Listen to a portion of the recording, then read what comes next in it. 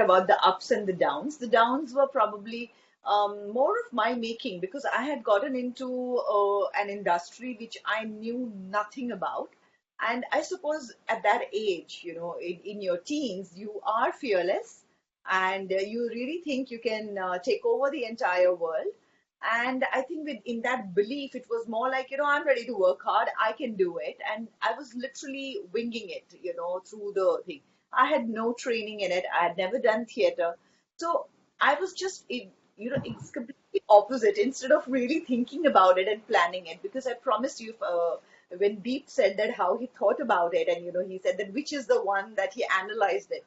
I think had I analyzed it, I would have never done movies because if I analyze it, then I would have been the last person that I would give work to if I was a producer. I was so raw and completely unprepared. So, I mean, it's a funny story, but the first film that I did was with the Bhatt Saab, with Mr. Mahesh Bhatt, and the film was Naraz. I was opposite Atul Agnihotri, and we did a song which has then been really, really popular. It was Sambhala Hai Maine Bahut Apne Dil Ko. That song, when we shot, I had no clue what shooting for songs meant. So by then I had started shooting for the film. So the director said action, and you did what you had to do, what you had rehearsed. So here we were, and they said, okay, it was not a dancing number. It was more like a scene. So you walk and you turn around, and the music is playing and stuff like that. So that had been discussed. Now they said, okay, so we are all set and we are ready.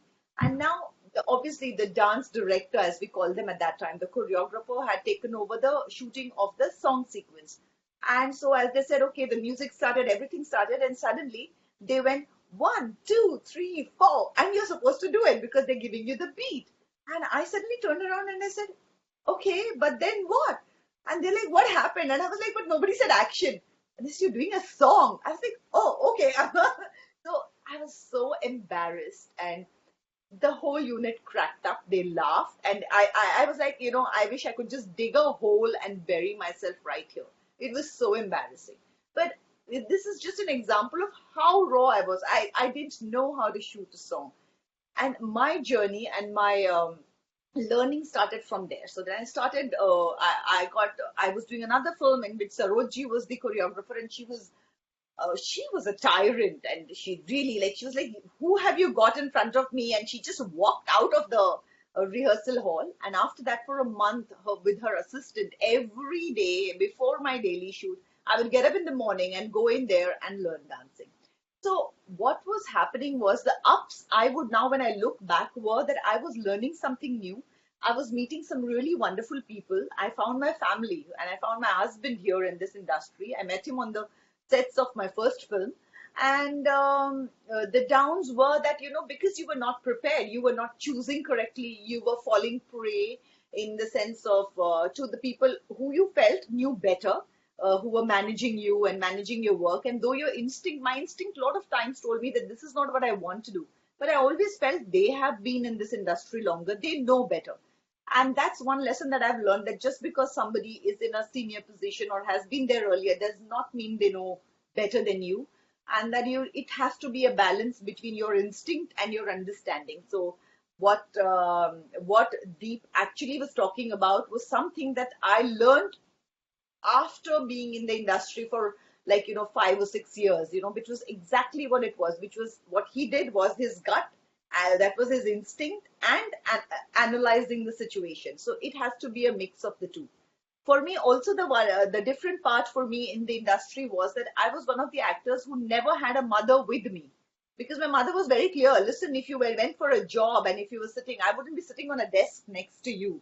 So what do you mean? It's your job. Quit and you come back. I have a younger daughter at home and I have the house to run. I don't have the time to come and do this. So I'm like, but everybody's mother comes. So what is happening? Are they going to misunderstand me? Are they going to think I'm easy because my mother doesn't come with me? And my mother just sat me down and said that I trust my upbringing and I trust what I have brought you up to be. And you will know the day when you hear anything that you're about to do.